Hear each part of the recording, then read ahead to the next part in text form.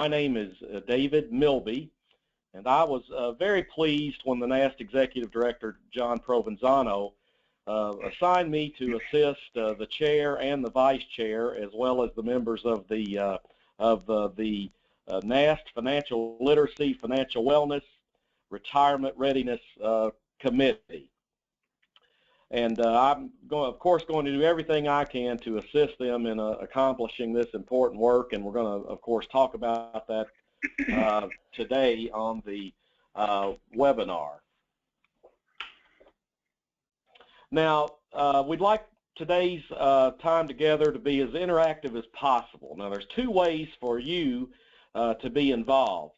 I've got a slide up, and you should see a control panel similar to the one that I have a picture of on the slide.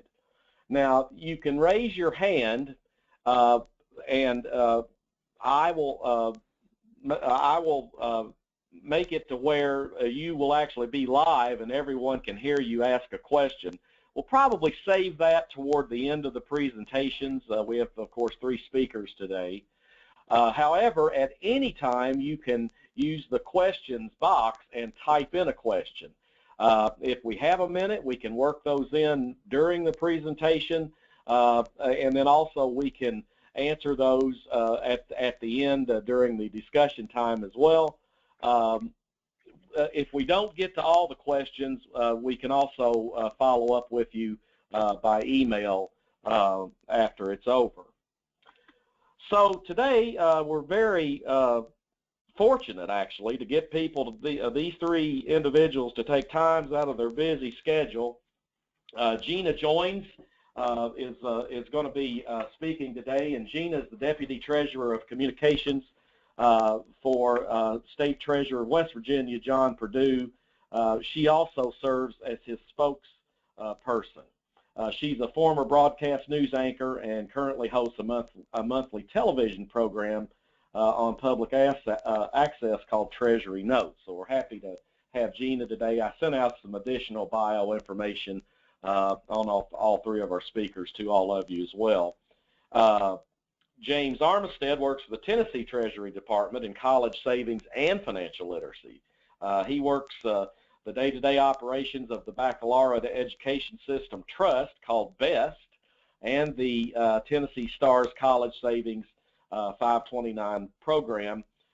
He also manages the Tennessee Financial Literacy Commission. So he certainly has a full plate down there in Tennessee. And we also have Lisa Helme. She's the Director of Financial Literacy and Communications for the Vermont State Treasurer's Office. And as the Director, she's responsible for development, assessment, management, and delivery of financial literacy programming to Vermont citizens. So she has a broad professional background in communications, marketing, and education. So thanks so much to all 3 of you for being with us.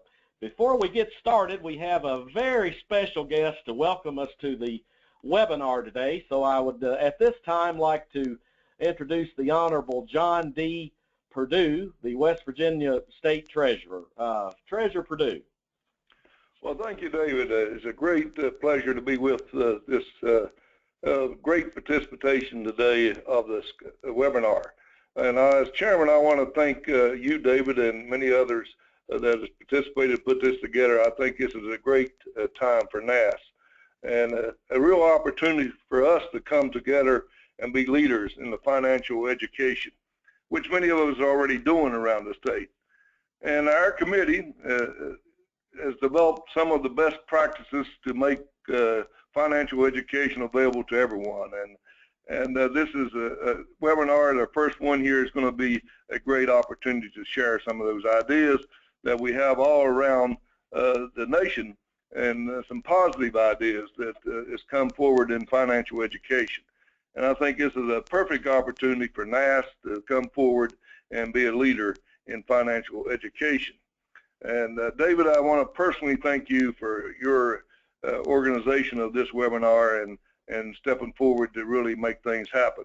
But most important, I want to thank Gina and Lisa and James who developed their presentations to be the first on the chopping block, so to speak, to be able to share some of the ideas of our states around the country. But most important, I think we need to thank is David Lillard for his role as president and making financial education one of the cornerstones of NAST and his leadership as president. And I want to personally thank him for that, because it's been a personal thing for me as well, and I know for him as well, and bringing it to the forefront of NAST has been very important. So I hope everyone enjoys the presentations today, and let's get on with it. And I'm going to turn it back over to Gina in my office to hand off to her first. Thanks, David.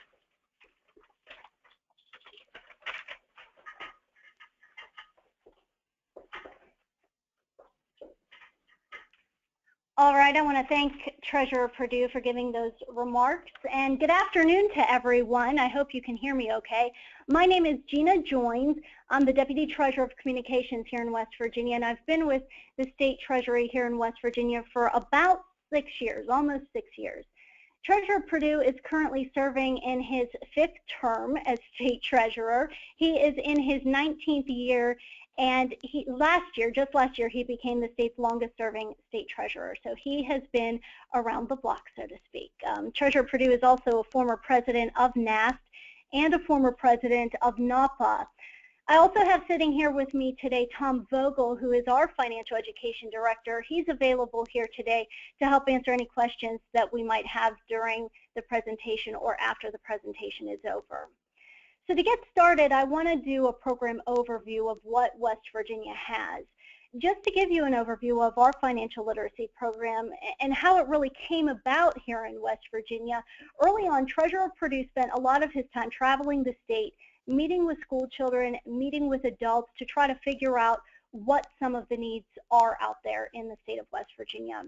He personally found there was a big void when it comes to comprehensive financial education. We know there are initiatives out there, but we wanted to take a look at it being more comprehensive when it comes to the overall encompassing thought of what financial education is.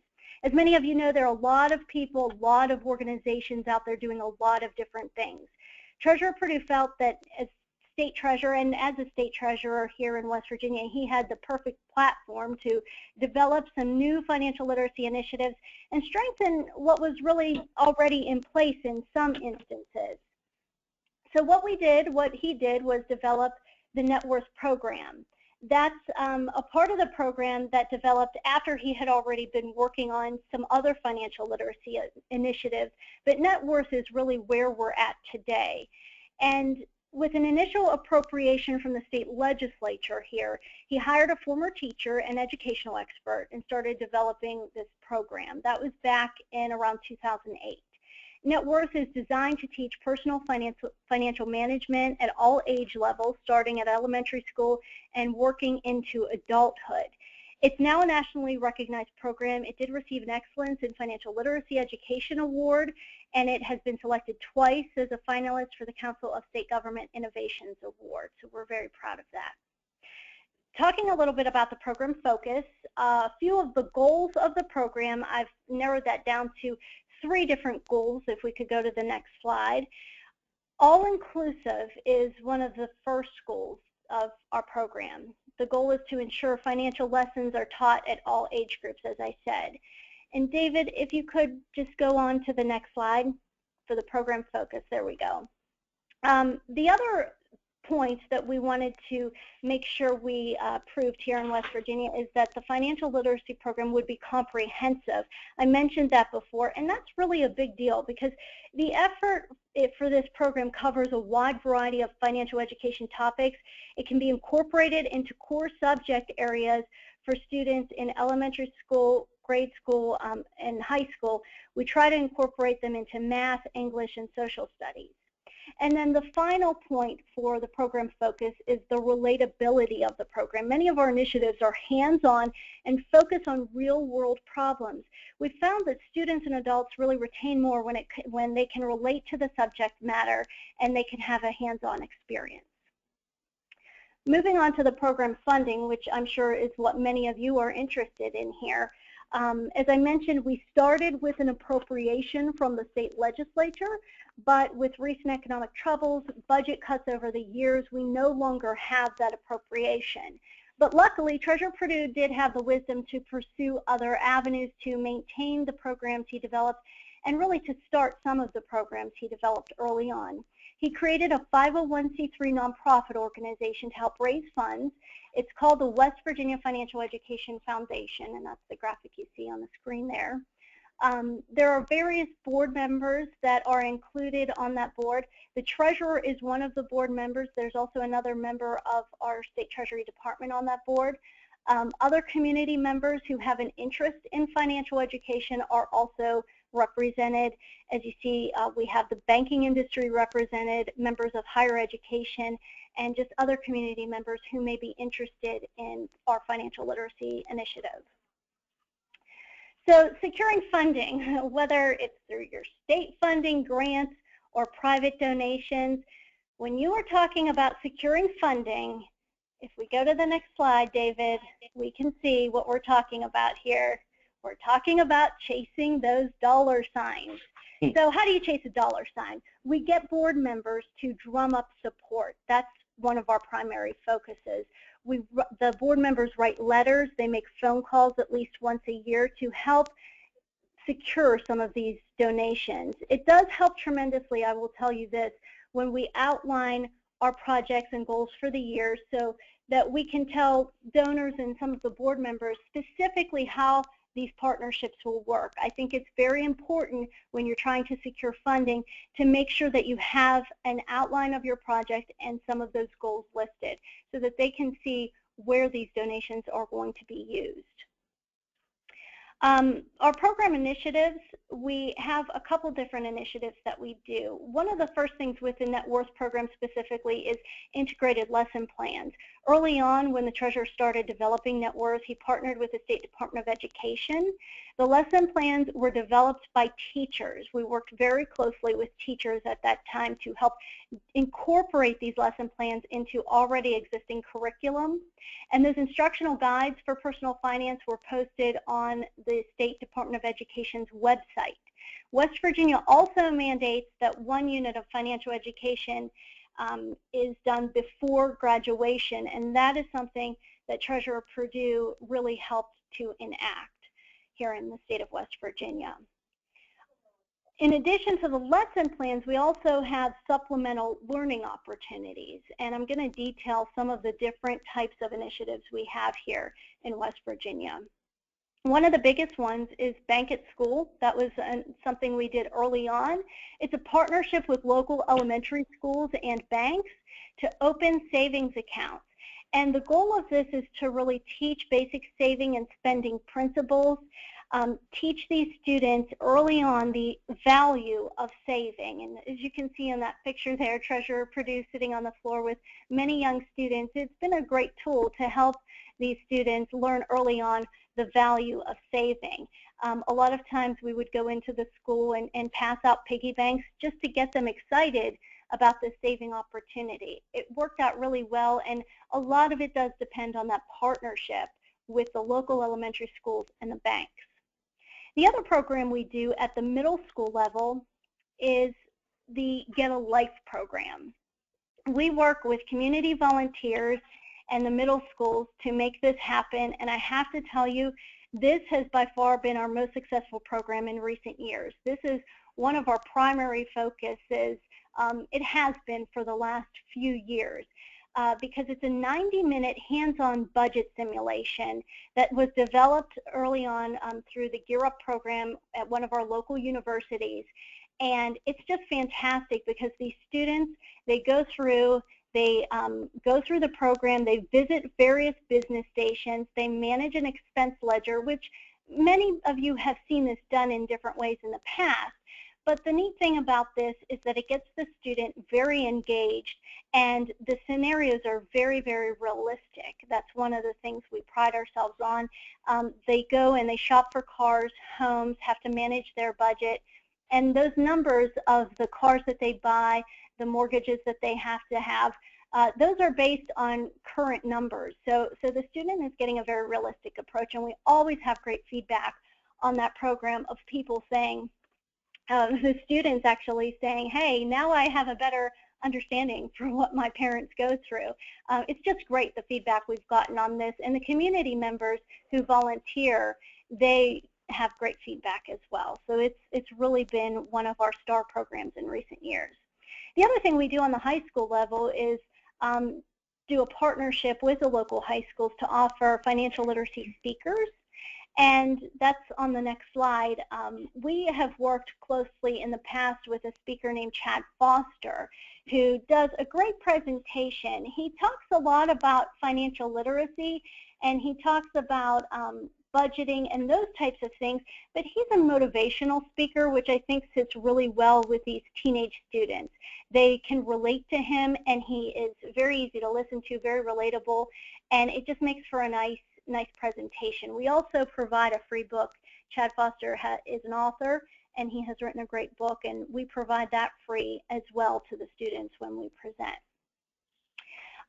In addition to everything that we offer for kindergarten through high school, we also have adult money conferences, and actually that's really where Treasurer Perdue started with financial literacy, was at the adult level. He started early on with Women in Money conferences. It's a free day-long conference that provides a financial education speaker, a book, and other financial education resources to these women, and we actually have a lot of men who attend that as well. We've done senior money management courses that we've offered. A lot of times we've partnered with a local AARP to produce those. Again, just a free day-long conference that has financial education speakers and resources for people. And then we also partner with Money Smart Week West Virginia, and many of your states may be doing a Money Smart Week as well. We have a week-long of several events that are geared toward financial literacy. That includes a Scam Jam event with state leaders. We do free document shredding, which is very, very popular, and seminars for military families and other opportunities for some of the adults and children out there. So to get started, if you are looking at starting your own financial literacy program in your state or working to maybe expand on what you have, I want to just say this before I stop today, that keep in mind our office here in West Virginia has been developing and redeveloping these financial literacy efforts gradually for more than 15 years. So it has been an evolving effort for us. I don't want you to get overwhelmed by anything that any of us are presenting today. We really just want you to start off small. For example, our Women in Money conferences were one of the first efforts that we tackled back in the early 2000s. And I suggest that you look for what's already out there in your state, and I'm sure some of the other presenters will say the same thing. Look for what you already have, and if there are building opportunities for you and partnerships, universities, colleges, many agencies out there are already doing something that you may be able to build upon. As I said, we did create a 501c3 organization that really is a partnership between a lot of different people in our community. It helps govern, guide, and fund the initiatives that we have, and it really has been quite a success to work with that organization to help what we're trying to do right here in our Treasury. And then if you have the opportunity, of course, working with your state legislature is always a good avenue if you have the resources to do that. It definitely can help when your lawmakers are on board with what you're trying to achieve. I didn't put it up there. Actually, I did. It's under my contact information. Our website also has some more information about our financial literacy efforts. It's wvtreasury.com. And with that, I'm going to conclude my portion of the presentation. Gina, this is David Milby again. If we could just get this, we do have one question. Sure. For the bank at school, how many elementary schools participated, and then also did you partner with just certain counties to get it going, and then how did you forge the partnership with the elementary schools? How did you go about that, if you could? Well, here in our office, we have some field staff that work in different sections of our state, and they really spearheaded this effort to work with the local elementary schools and the local banks to see what was feasible. I don't have a number right now as to how many schools we were in. Do you, Treasurer Perdue? I don't know what the number of how many schools we were in, but at one point we were in quite a few schools. I think there were over 50 schools that we were in the state, and we're a fairly small state, so that's actually a pretty good number. But what we found was that some of the working relationships continued and still continue today. This initiative happened more than 10 years ago. Some of the Bankit schools were very successful, and others were not as successful because what had happened is bank managers would change, there were different teachers that would change, and as those relationships dissipated, we found that it was harder to maintain the program. So we're in the process right now of trying to revitalize that program and get back into some of these schools that have dropped off. Well, thank you. That was, by the way, that was Abby, and I apologize for the last name if I'm not, Whithen, I think, that asked that question. That's how you pronounce her last name. As we move along, we're going to go, if I can figure out how to work the webinar here, we're going to move along to James Armistead with the Tennessee Treasury Department. James? Thank you, David. I really appreciate everyone taking time out of their afternoon today to join us. Again, thank you to Treasurer Perdue for chairing this committee. I work for Treasurer David Lillard. He is currently the president of NAST. He was first elected to be treasurer by the Tennessee General Assembly in 2009, reelected in 2011 and 2013. The treasurer has been a real proponent of financial literacy in Tennessee since taking office in 2009, and it is because of him that we currently have a Tennessee Financial Literacy Commission. Tennessee has one of the highest consumer bankruptcy rates in the state. The treasurer saw a real need for us to do something about that. And that being said, let's go on to the program overview, if you could.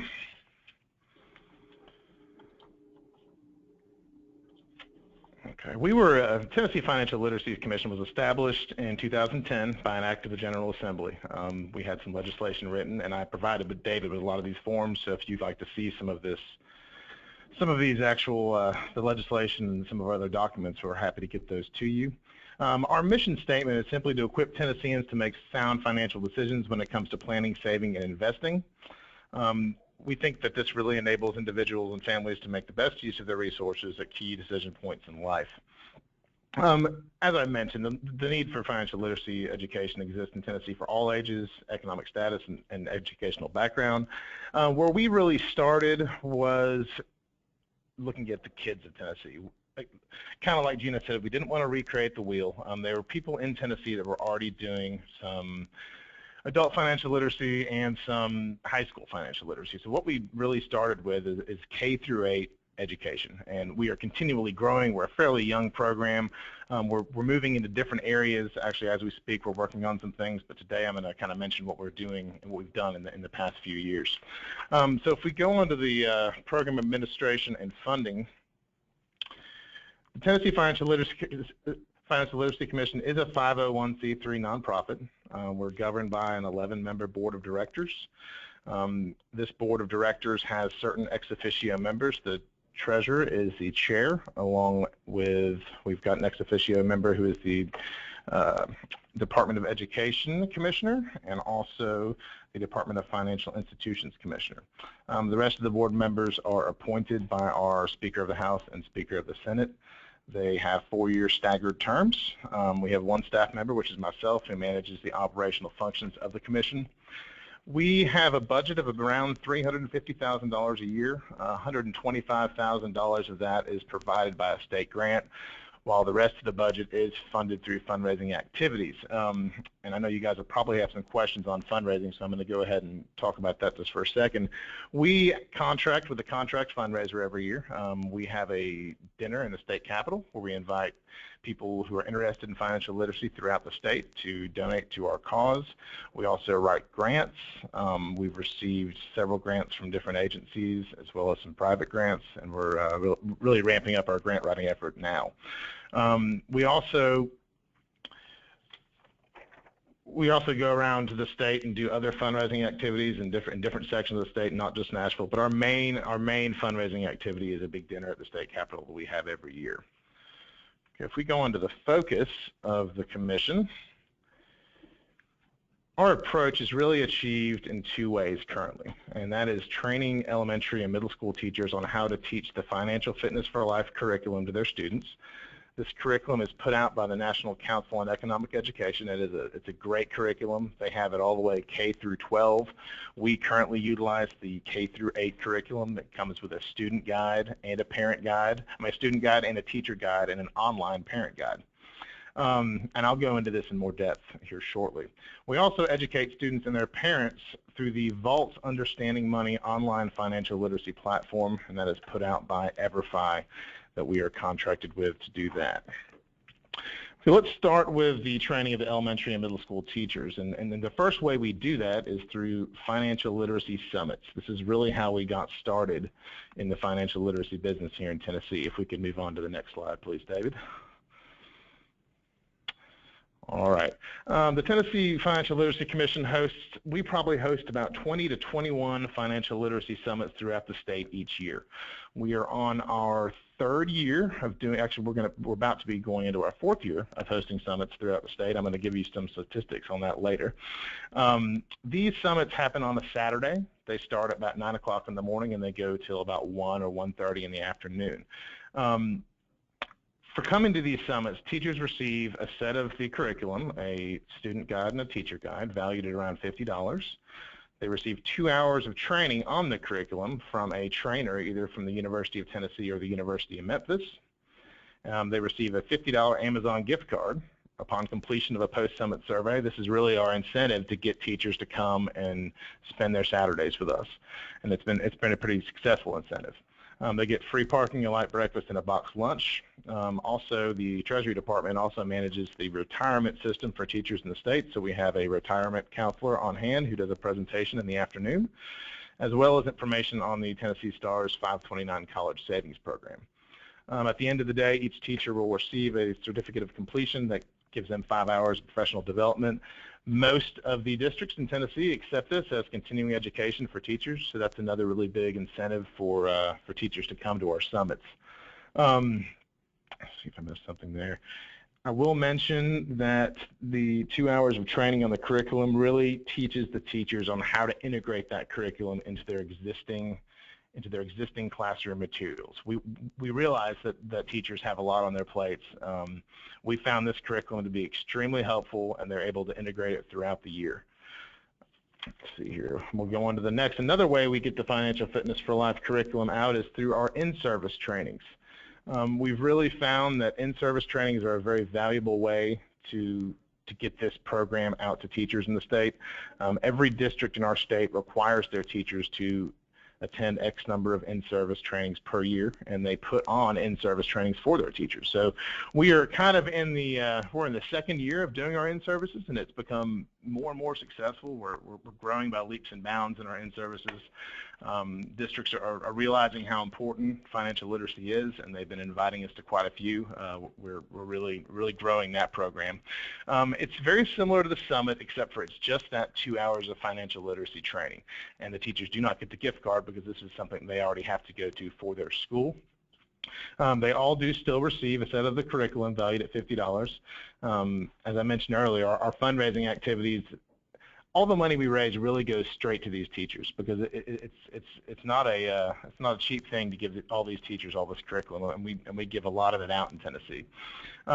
They receive district in-service credits, and every teacher does receive information on our college savings program here in Tennessee. Let's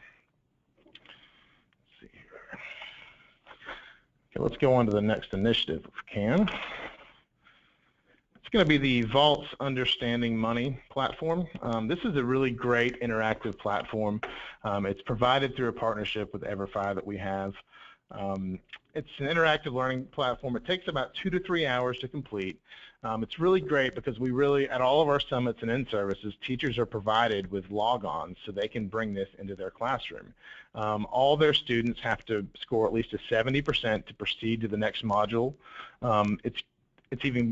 what's even better about it is each module is aligned to work in conjunction with a lesson from our curriculum that we provide, because I think teachers are really interested in having something to supplement that curriculum, especially an online program.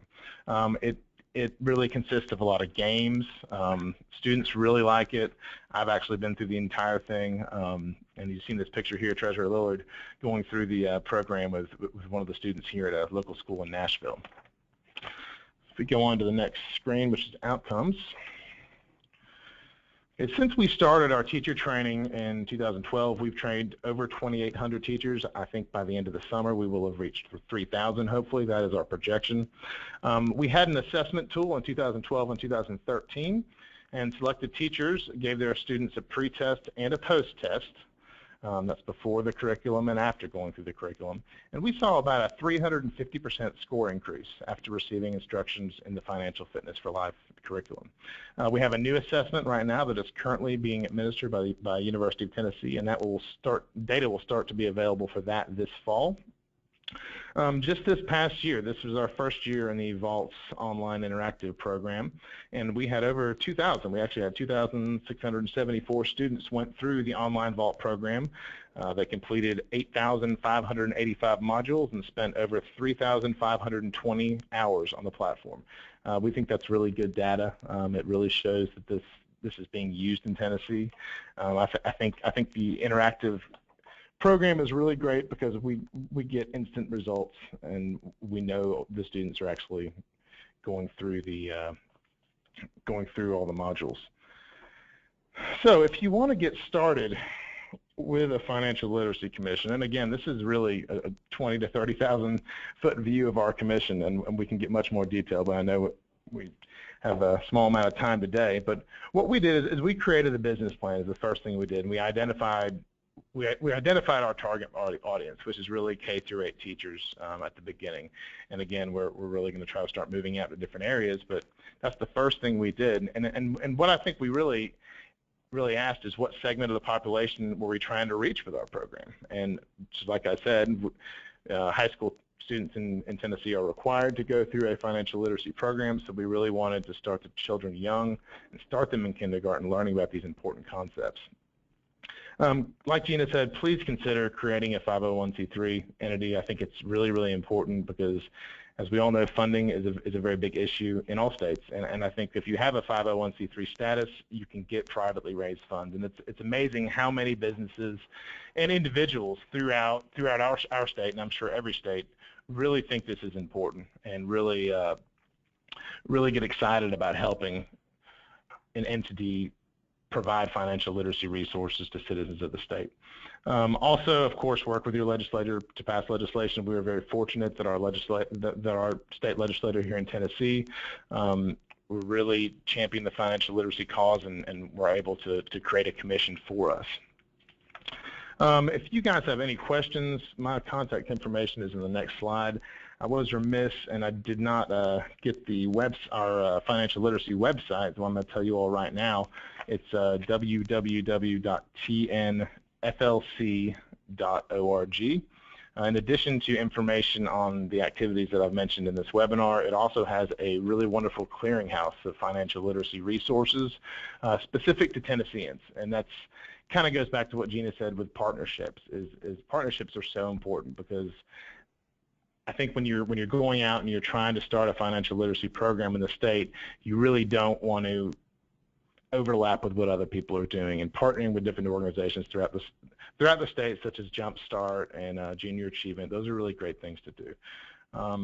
So with that, it looks like I've reached my time limit, so we can move on to Vermont unless there's any questions.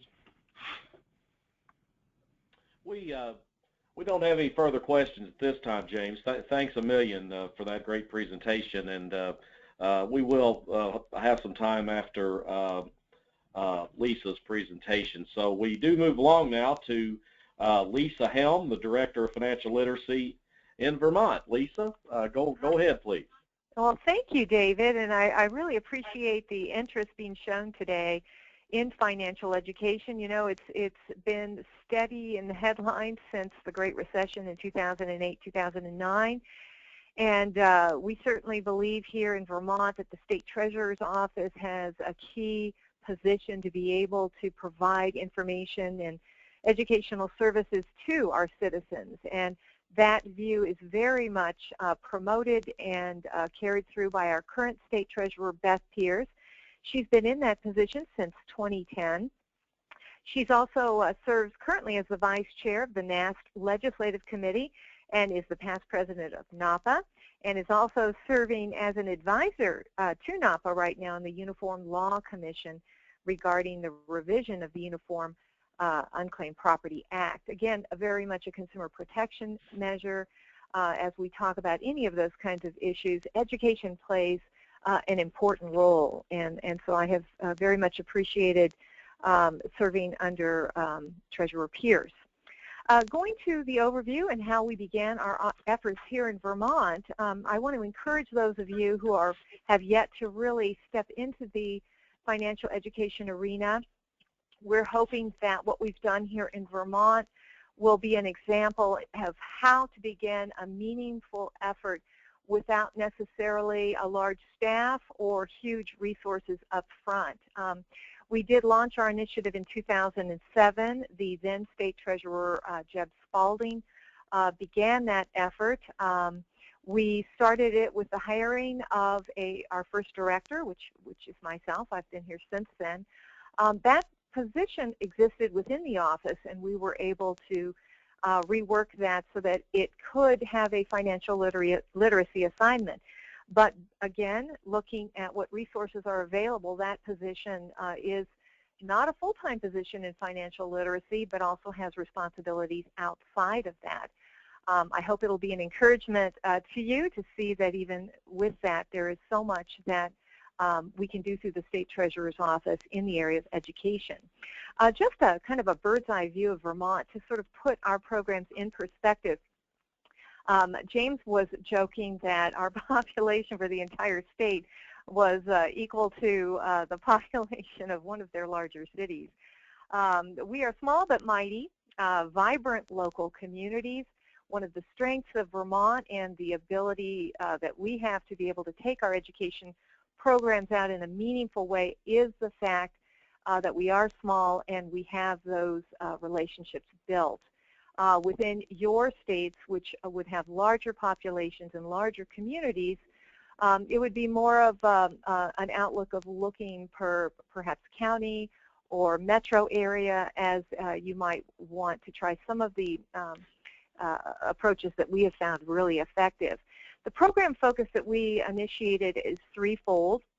Again, keeping in mind our staffing and funding situation, we knew that from our position as State Treasurer's Office, advocacy would be very important. The State Treasurer's Office has a seat at the table in many locales, and through that position, using it to advocate for increased financial education or financial literacy has been a very important role that we have served, as we'll see later.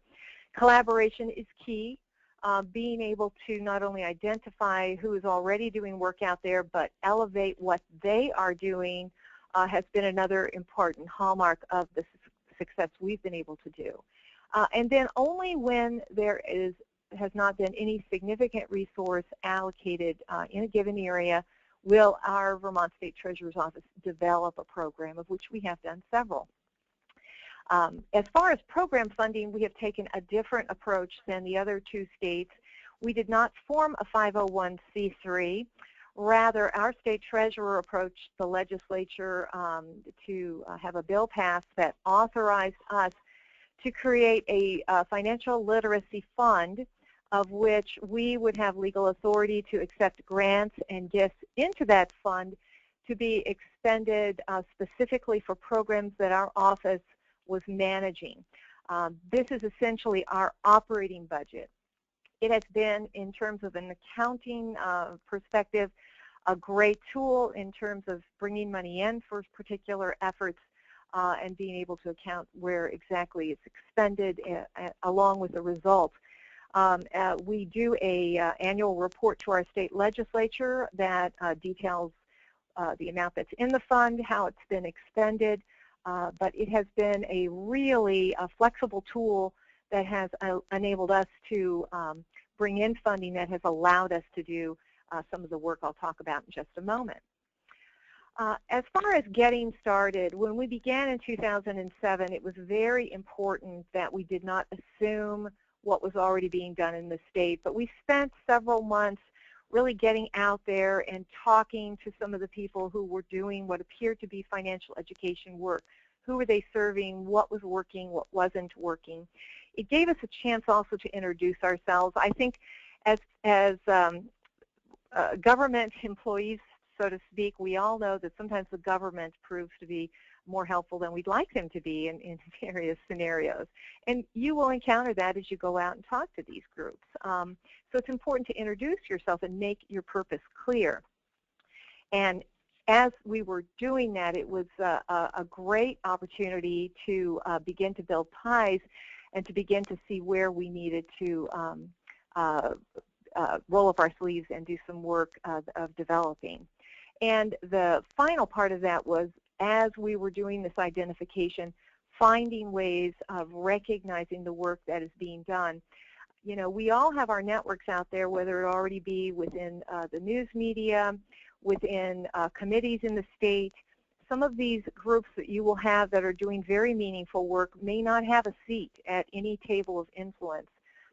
We would be able to use our position to connect some of these different nonprofit groups with resources that could begin right away to help in their efforts, and that helped garner us some of the trust and support to help us as we move forward.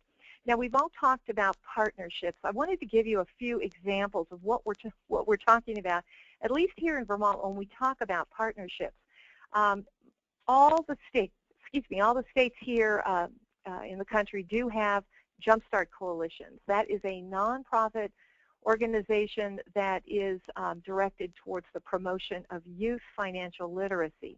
Here in Vermont, I do serve on the board for the Jumpstart Coalition, and through that position, I am able to work on initiatives that have included teacher training. Rather than develop one ourselves through the State Treasurer's Office, we have worked through our coalition to promote, to bring in speakers, to help in all facets of the training conferences that Jumpstart does every year for educators to be able to address that mission. Gina at the start talked about Money Smart Week. That's an initiative that is launched through the National Library Association. We partner with our Vermont Department of Libraries to begin to get programming out through all of our community libraries. For example, using and keeping an eye out for free quality resources, the FINRA Foundation recently released a program on the psychology of money that had been aired on PBS stations around the country. We were able to secure DVDs of that program to distribute to community libraries around the state so that they could do viewings within these communities. Again, there wasn't any cost to us. Rather, it was more of a coordination and, again, that partnering. The Cash Coalition is exactly as it's sounding, a coalition of nonprofits. Our largest population base here in Vermont is in the Burlington area, which is where these folks are located. We've had the opportunity to partner with them on Money Education Weeks and other special events, again, in that advocacy role. Finally, we all have our Department of Taxes, and the Internal Revenue Service is at least once a year out there strongly working to educate all citizens about taxes and that sort of an educational approach. We have partnered effectively in the area of the Earned Income Tax Credit, being able to reach out to let our citizens know about who qualifies and begin some discussions on the idea of budgeting and where individuals might go to get tax assistance. Again, that's a partnership that we've been able to join and make more effective by using our network. So those are just a few of the examples. In my remaining time, I want to go over some of the initiatives that we have done that, again, may be something that would work in your state. We began first with our web. We wanted to create a resource after doing this research that would enable people to find a discrete way of getting services.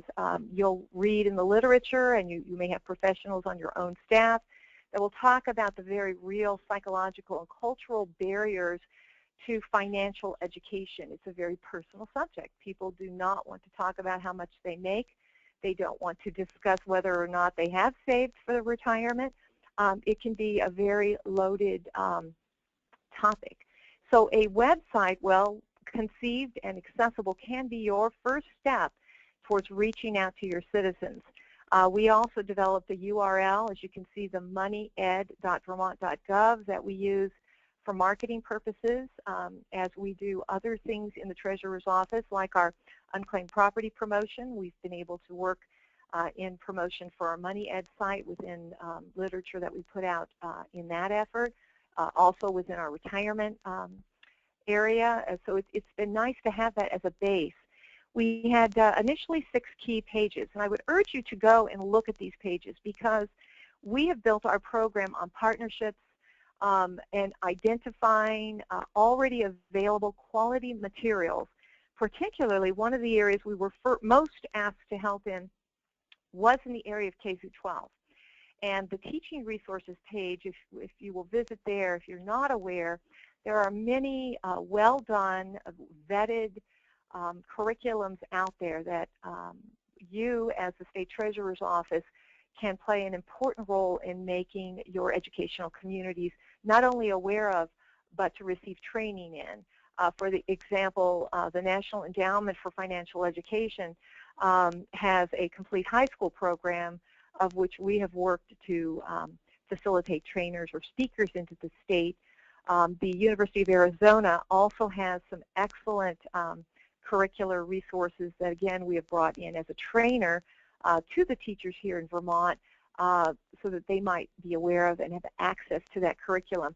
It hasn't cost us to develop that curriculum or to bring it. It's already out there. We're just making those connections. So there's many more. I'd recommend you check out that page. You can see the others listed there. Again, a lot of great links. One caveat I would make in creating your financial literacy pages, we have made the decision to only link up to government or nonprofit foundations, that sort of thing, within these pages, because you will find once your pages are out there and begin to be known, you will receive many requests from for-profit entities, excellent companies that are out there doing work, but we were concerned about putting ourselves in a role of endorsing one educational product over another. And so we, early on, as far as what we selected to link up, made the decision that we would not be linking per se to those sorts of things. And so you will want to keep that in mind as you begin. So we laid the groundwork for our web portal. Looking at the area of retirement savings, that was the first area that we put our time and effort in. One of the opportunities that you have out there right away is to get involved with little or no expenditures, is taking part in the Save for Retirement Week observance that happens nationally the 3rd week in October. The National Association of Government Defined Contribution Administrators has a web page of which they have developed marketing material and templates for press releases and other educational materials that you can take sort of an out-of-the-box approach and begin to customize for your state. We have used Save for Retirement Week in the area of being able to advocate for financial literacy. In the past, we have had op-eds that have been done, different news stories that we have put out. We have done public outreach booths around the state. Again, that was a nice way of advocating and getting information out on the idea of saving for retirement. Because there was a need in terms of developing a source of education on retirement savings that our citizens did not view as being partisan in terms of selling something, we developed a workshop called Keeping the Gold in Your Golden Years. This workshop we have now taught to more than 1,000 people in the state of Vermont. It is based on a curriculum that we received at very low cost from the University of Rhode Island that is essentially teaching people how to do something called a retirement needs assessment. If we could go to the next slide, David. This workshop is not dependent on any particular DC or DB plan vendor. It is straight education in terms of teaching people how to know what material they need to collect on their personal finances and how to interpret it. We really use actuarial charts in this workshop where we show them how to take money that could be in their account and how it will grow over time. We do, because we manage the 3 largest retirement systems in the state, as we work with members of the state teacher or municipal employees associations that are part of the Vermont retirement system. We also try to incorporate and fold in information about their pension, but it is not on the retirement system. It is just for purposes of knowing what their annual income might be. This has just been a great opportunity for us to get out there and not only teach people about this, but to empower them. We have had members of the financial community who have sat in and audited this class, and their feedback to us also has been it allows them, as they approach potential clients or to work outside, that the people they're talking to who've taken this class can ask better questions and, of course, be better advocates for themselves. And so that's one example. We do take advantage of the U.S. Department of Labor's excellent planning book that is available for free. We can order quantities of those books that we hand out in this class. So those are just 2 examples of what we're doing in the area of retirement savings. Moving on to some of the other partnerships, when the Vermont National Guard deployed in 2010, we had an opportunity to create a financial readiness workshop that we did for the deploying troops and their families.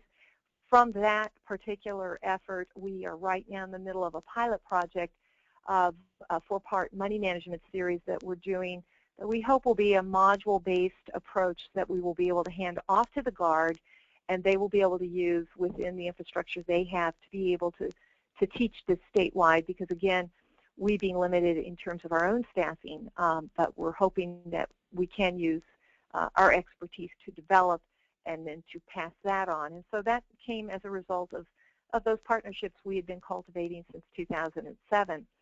The largest program that we have developed since we began this in 2007 is the Reading as an Investment program. We found that among the elementary school community, very little was done. There were very few products that we could identify with that we felt would really address the idea of teaching young children about money. We were fortunate to connect with the Oregon State Treasurer's Office, and particularly Michael Parker, who was with the 529 plan there. They had started a program called Reading as an Investment previously that used children's literature to teach money concepts.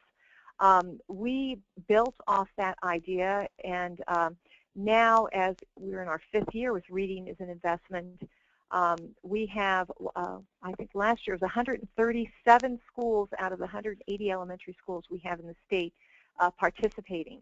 That's a real number for us because they must request to be a part of the program. We don't just send it to them. And we use that children's literature, again, to teach a variety of lessons. If we can go to my final slide on that. We have covered everything from budgeting to investing, and our books this year is going to be looking at the idea of entrepreneurship and, again, teaching kids about that.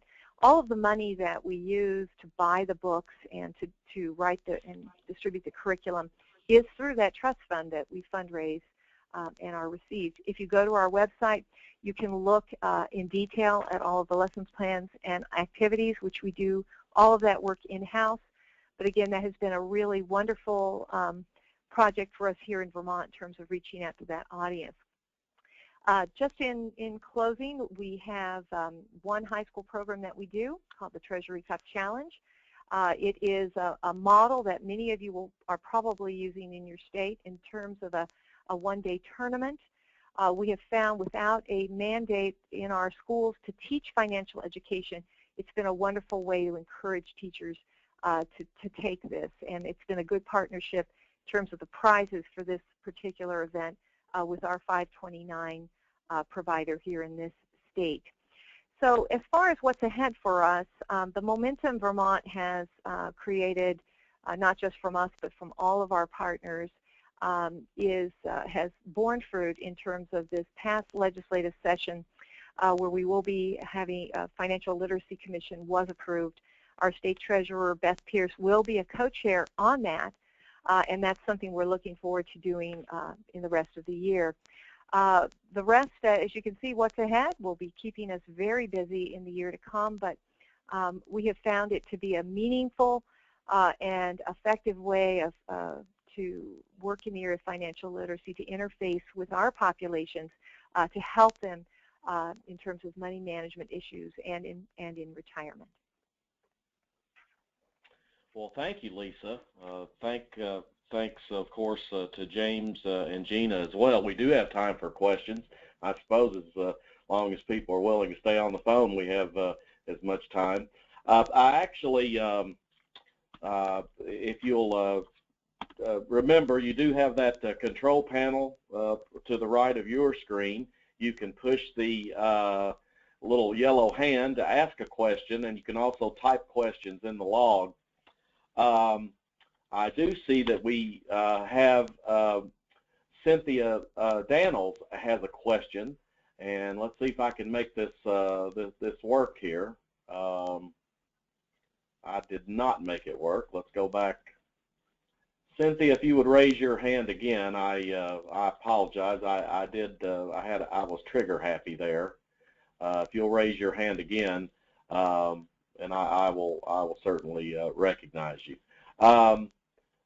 Treasurer Hollenbach has had his hand raised. Treasurer Hollenbach, you are actually live. Do you have a question at this time?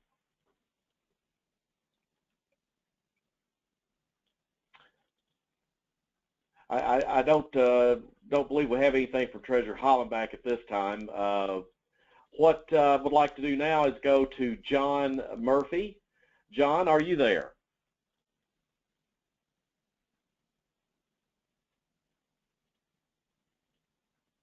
I have unmuted the line for John Murphy. John, are you there? Well, let's see if we can. We'll try this again in a moment. Zach Kautsky in Illinois, you're live now. I think that's for myself. This is Zach Kautsky with Treasurer Michael Frerichs' office in Illinois. Just had a quick question from the three presenters, how you went about measuring success. Those of you that may not know, Chicago was recently highlighted by the White House as a model city when it comes to financial literacy, and we're in close contact with the Chicago City Treasurer, Kurt Summers, to work with some of his staff and some of their techniques here. But one thing that we've all been kind of trying to figure out is how we can actually measure success from the overall programming, and not just count butts in the seats when it comes to the trainings. This is James Armistead. I think that's a great question. I think that's something that everyone struggles with. The best way that we have found is developing assessments of this curriculum. That's really the only way that you know if this, in our case, if the instruction that we're giving to teachers is going back to the kids. And we're having to incentivize teachers to go through the entire curriculum and to do the post-test and the pre-test, because it is time-consuming. But at the end of the day, it does give us data on how students are improving from before they went through our curriculum to after they went through our curriculum. And also the online curriculum we have does an automatic assessment for every student. They can't move on unless they get at least a 70% in each module, and each module has has a different theme, whether it be saving or debt or credit. But that's really, from my perspective, that's really the best way to do it, is to actually assess the students. But it's definitely a challenge. In West Virginia, we did something similar when we first launched the Net Worth program back around 2008, 2009. We did do pre-testing and post-testing of a certain pulled out population of students who were involved in this project. and we did have some significant results, but that was the way we did it. We have not done any true assessments since then, and that's, as James said, you know, it's just a struggle, because you do need, we had someone hired on staff through grants that helped work to prepare and promote and do the assessment, and we do not have that person on staff anymore. So. And here in Vermont, we rely very much on looking at our school programs, on the assessments that they do in school, and the evaluations that we request at the end of the program.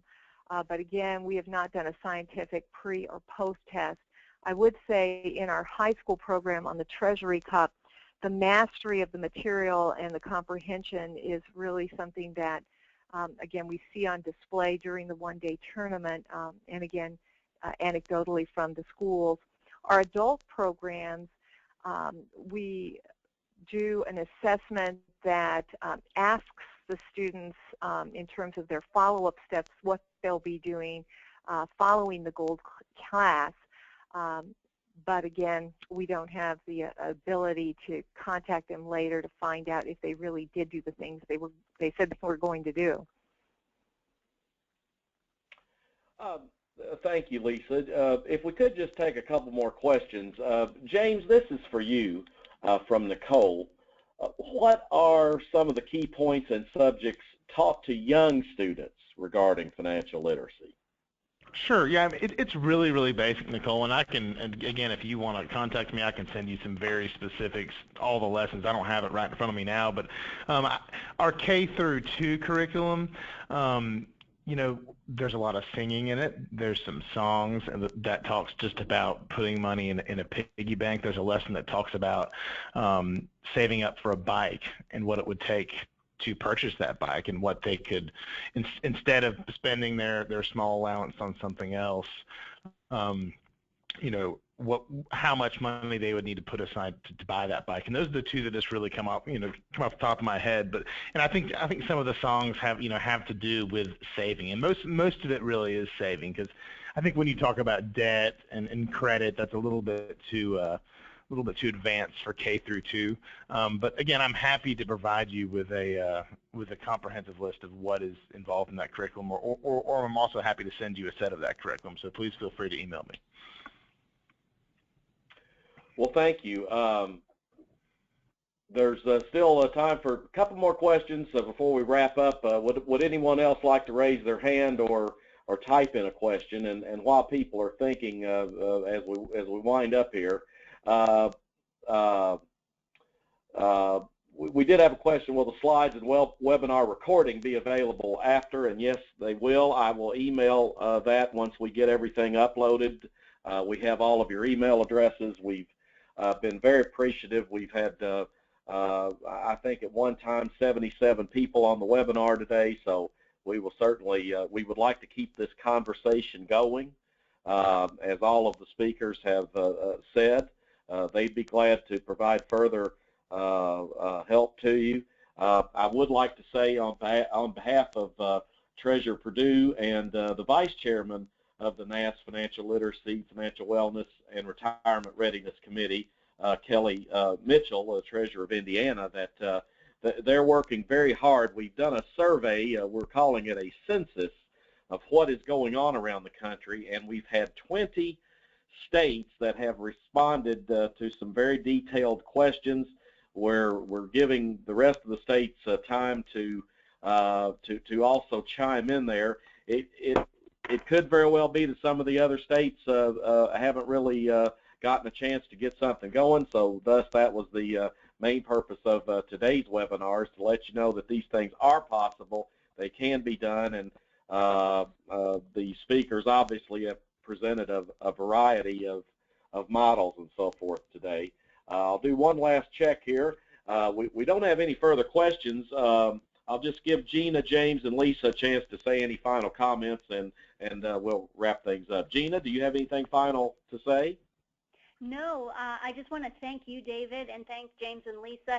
I'll also say that, as James said, if anyone has any individual questions that they would like to email me or West Virginia State Treasurer John Purdue, we'd be happy to answer those questions. There's our contact information. Thanks, David. So yes, I would be happy to take any individual questions if anyone has any, but I thank you for the opportunity. James, do you have anything to take us on out with? I just want to say thank you for everyone joining today, and David, thank you for really kind of bringing Lisa and Gina and I together. We've had it's been a really fun to work with the two of them developing this webinar over the past couple months, and I think it's something really great that we can continue to do for NAST. And again, if you need to contact me in any way, my contact information is on the screen right now. So thank you.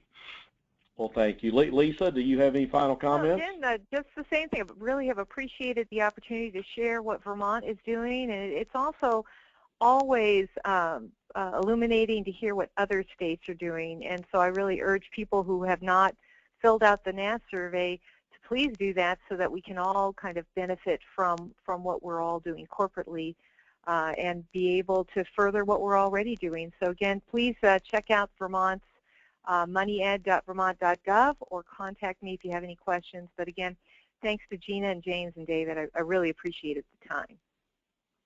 Well, thank you all. You all have done an outstanding job today, and we all appreciate it. And please remember that the NAST leadership, David Lillard, the State Treasurer of Tennessee, he's the NAST president. The entire leadership, Treasurer Purdue, Treasurer Mitchell, and all the members of the NAST Financial Literacy, Financial Wellness, and Retirement Readiness Committee, we're just getting started with this, and we're going to keep working to develop and provide some tools to all the states, whether you want to enhance your program or start a new initiative. So thanks to everyone that's attended today. We'll be in touch, and I hope everyone has a great afternoon.